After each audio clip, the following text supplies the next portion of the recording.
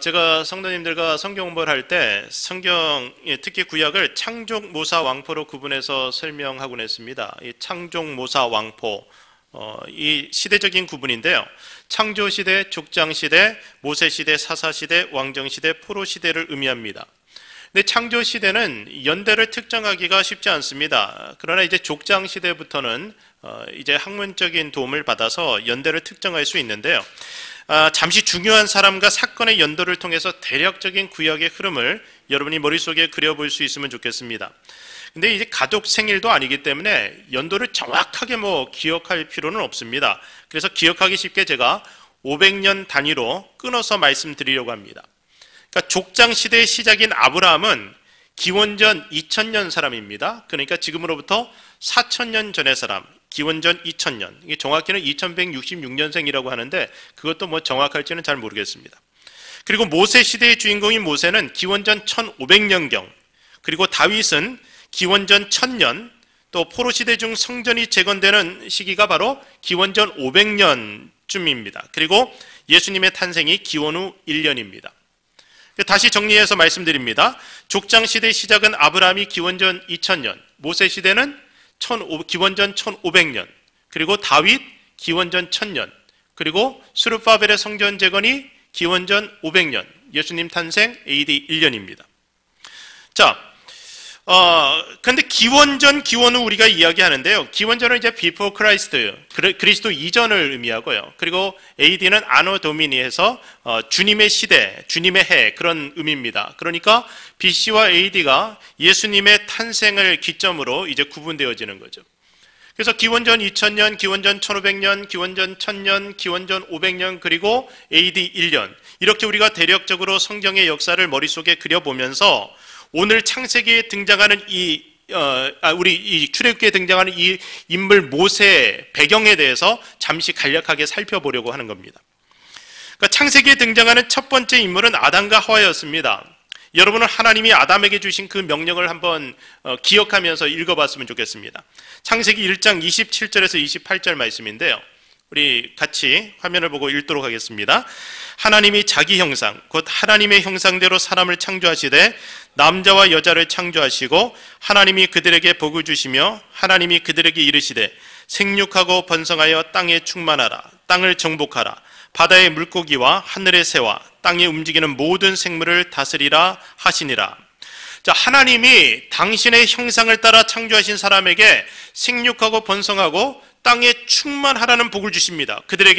그리고 그들에게 땅을 정복하고 다스리고 그 땅을 정복하고 다스리라는 사명을 맡겨주십니다. 그러니까 이 정복하고 다스리라는 이 명령의 의미는 하나님의 뜻대로 하나님이 맡기신 세상을 통치하라는 의미였습니다. 그러니까 다시 말하면 이 세상을 하나님이 다스리는 하나님의 나라로 만들라고 사람들에게 명령을 주신 겁니다.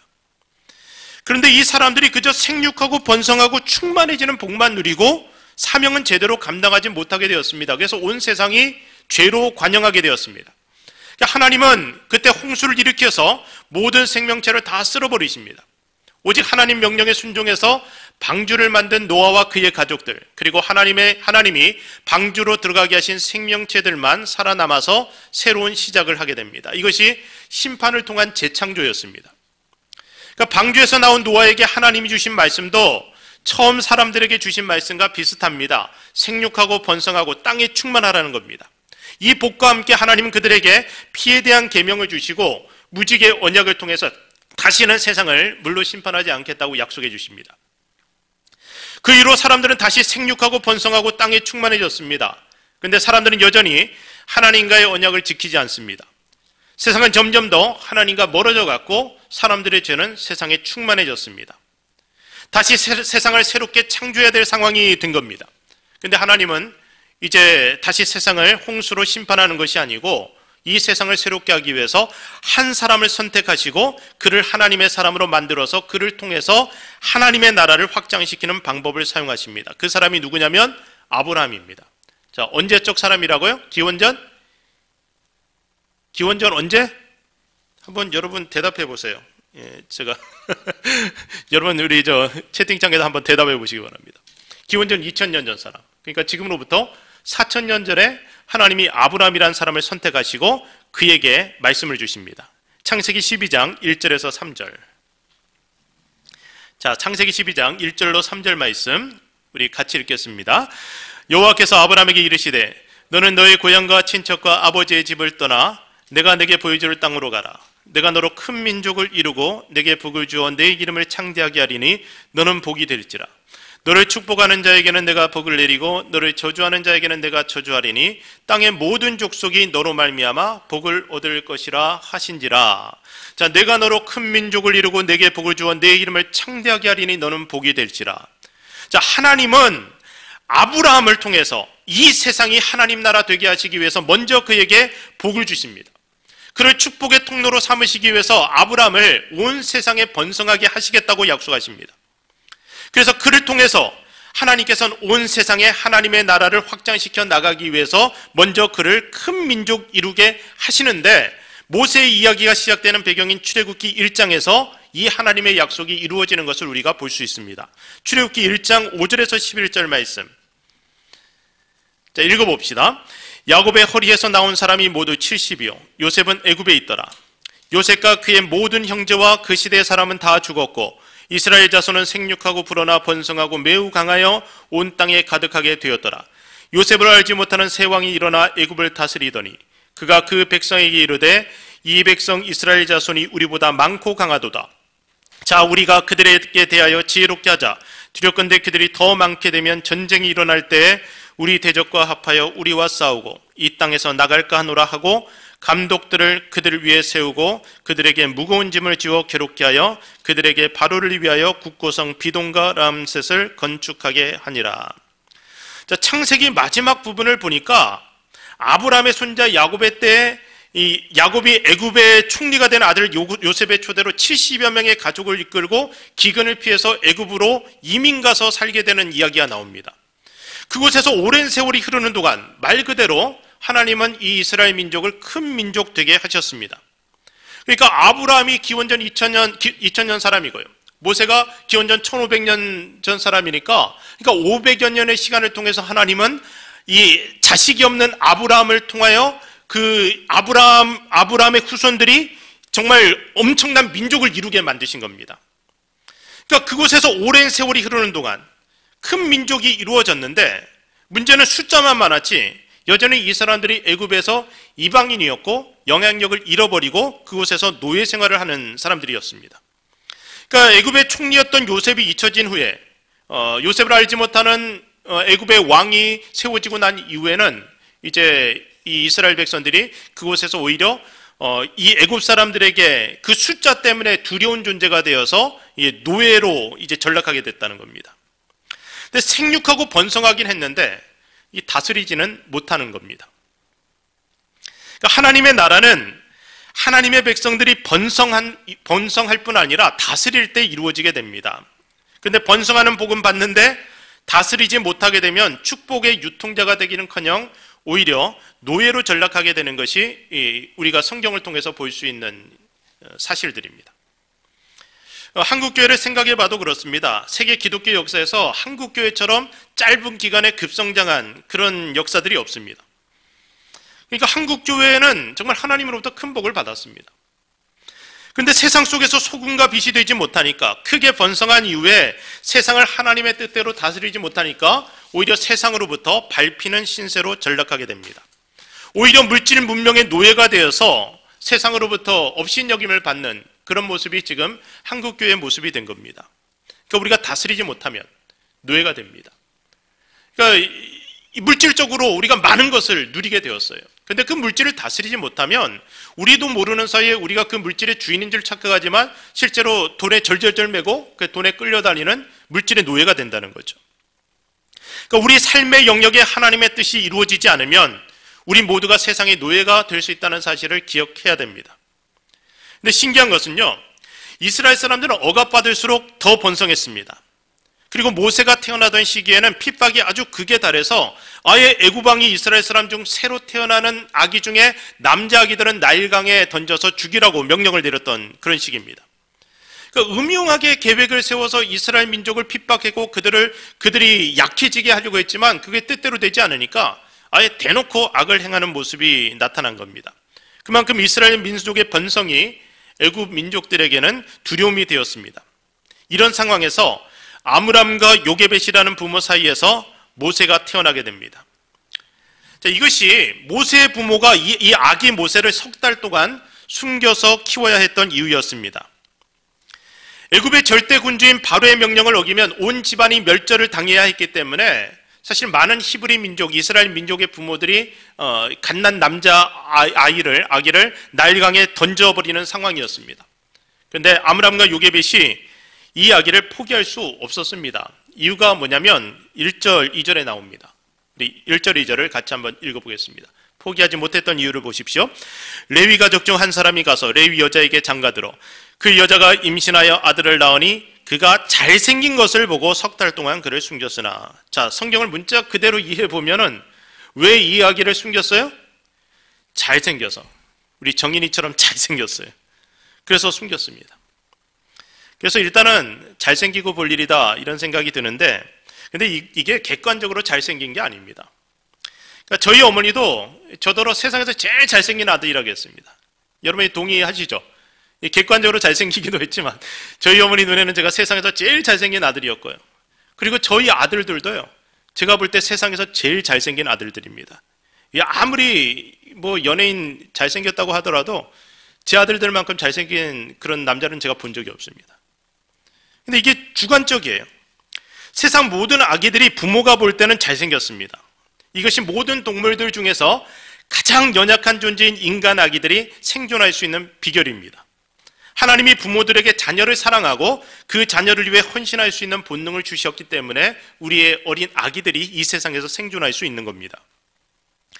근데 하지만 3개월을 숨겨서 키웠는데 더 이상 숨길 수 없는 상황에 도달하게 되었습니다. 그래서 부모가 선택을 해야 됐는데, 아기를 포기할 것인가 아니면 아기와 함께 온 가족이 죽을 것인가. 자, 이 선택을 해야만 했습니다. 자, 여러분이라면 어떤 선택을 할 수 있을까요? 아기를 포기할 것인가? 아니면 모든 가족들의 생명을 포기할 것인가? 자, 우리의 현실에도 비슷한 상황이 일어납니다. 여러분의 모세를 죽여야 여러분이 살 수 있을 때, 그때 여러분은 어떤 선택을 하게 됩니까? 좀 더 쉽게 풀어서 말해본다면, 나의 모세는 내가 지켜야 될 나의 사명입니다. 만약 여러분이 자신의 신앙 양심을 죽여야 직장에서 살아남을 수 있다면, 만약 여러분이 하나님의 뜻, 하나님의 말씀을 죽여야지 세상에서 성공을 이룰 수 있다면 그때 여러분은 어떻게 하시겠냐는 겁니다. 그나마 이런 부분에서 갈등이 일어난다는 것은 하나님이 내게 맡기신 것을 아름답게 여기기 때문인데, 어떤 사람들은 아예 고민 없이 하나님이 맡기신 것들을 던져버리는 사람들이 있어요. 그걸 아름답게 여기지 못하는 겁니다. 아기 모세가 너무 아름다웠기 때문에 부모가 그 아기를 포기할 수 없었던 것처럼 하나님은 우리에게 소중한 것을 맡기시고 그것을 아름답게 여길 수 있는 마음을 우리에게 주셨습니다. 여러분, 우리 교회 공동체는 아름답습니다. 우리는 이것을 함부로 포기할 수 없어요. 여러분, 우리에게 맡겨진 우리 삶의 모든 사명들이 아름답습니다. 나의 직장과 나의 해야 되는 일들, 그리고 나의 소중한 가족들, 다 아름다운 것들입니다. 그래서 하나님의 사람들은 하나님이 우리에게 맡기신 그 소중한 우리의 모세를 지키기 위해서 고민하게 되고 기도하게 됩니다. 모세의 부모에게는 모세의 생명도 또 그들 가족의 생명도 모두 하나님이 맡기신 소중한 것들이었습니다. 이것과 저것이 모두 하나님이 내게 맡기신 것이라면 이 모두를 잃지 않고 지켜낼 수 있는 방법은 분명 하나님께 있습니다. 내가 생각할 때 이거 아니면 저거고 저거 아니면 이것이지만, 그런데 하나님이 이 두 가지를 다 나에게 맡기셔서 이것을 지키기 원하신다면 분명히 하나님께 해결 방법이 있다는 겁니다. 그래서 모세의 부모가 이 상황을 하나님께로 가져갑니다. 그리고 하나님이 주시는 지혜를 따라서 행동하게 되는데, 그것이 바로 갈대 상자였습니다. 우리 3절과 4절을 읽겠습니다. 읽읍시다. 더 숨길 수 없게 되매 그를 위하여 갈대 상자를 가져다가 역청과 나무진을 칠하고 아기를 거기 담아 나일강과 갈대 사이에 두고 그의 누이가 어떻게 되는지를 알려고 멀리 섰더니. 자, 부모가 갈대 상자를 가져다가 방수 처리를 하고 아이를 그 상자에 담아서 나일강과 갈대 사이에 놓아두게 됩니다. 그리고 아기의 누나를 시켜서 멀리서 지켜보게 합니다. 이 누나가 미리암이죠. 그러니까 사절을 보면 그의 누이가 어떻게 되는지를 알려고 멀리 섰다고 했는데 막다른 골목에서 이 아들의 생명을 하나님께 의탁하고 나서 하나님이 어떻게 하실지를 지금 지켜보고 있는 겁니다. 우리가 막다른 골목에 다다르게 되면 바로 그 자리에서 하나님의 은혜가 부어지는 경험을 하게 됩니다. 아이러니하게도 그 기회는 우리가 우리의 손을 놓을 때 찾아오게 됩니다. 여러분, 부모 마음대로 되는 자식이 없다고 하는데 이게 사실입니다. 정말 자식 키워보면요, 마음대로 뜻대로 되지 않습니다. 근데 부모가 자기 능력으로 이 자식을 지킬 수 있다고 믿는다면요, 그 생각이 자식을 망치게 됩니다. 그렇게 부모 뜻대로 되지 않아요. 만약 내 마음대로 되는 자식이 있다면 그 자식은 완전히 부모에게 의존하는 존재 아닙니까? 그게 마마보이, 파파보이가 되는 거예요.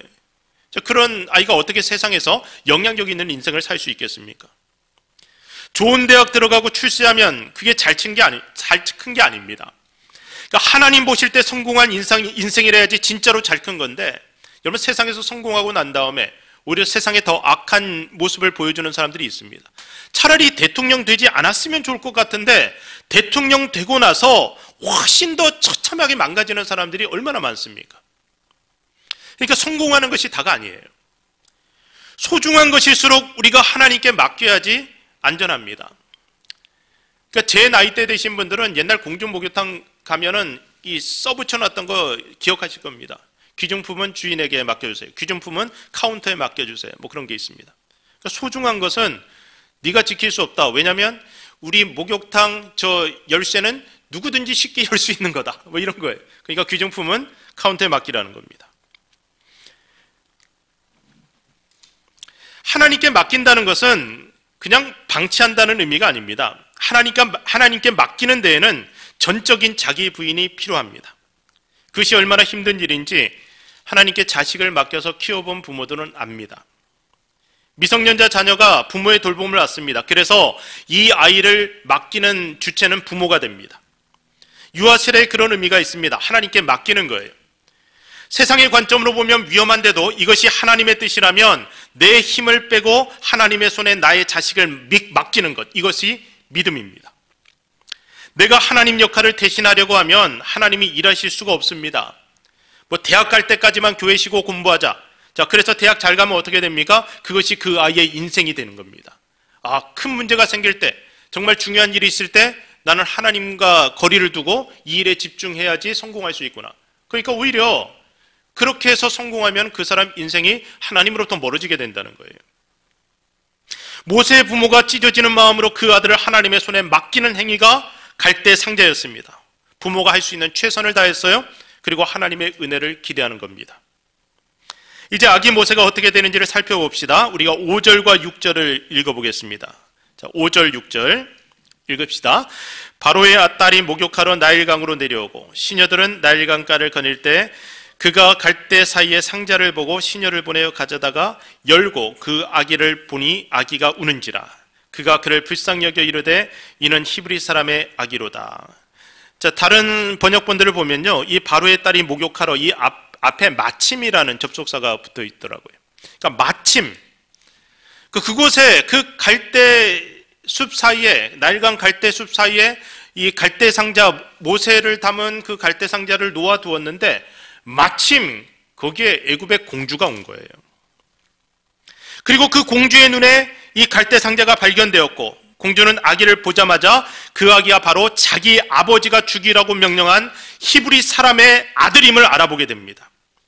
상식적으로 생각해봐도 그곳에 버려질 남자 아기는 히브리 민족의 아들밖에 없어요.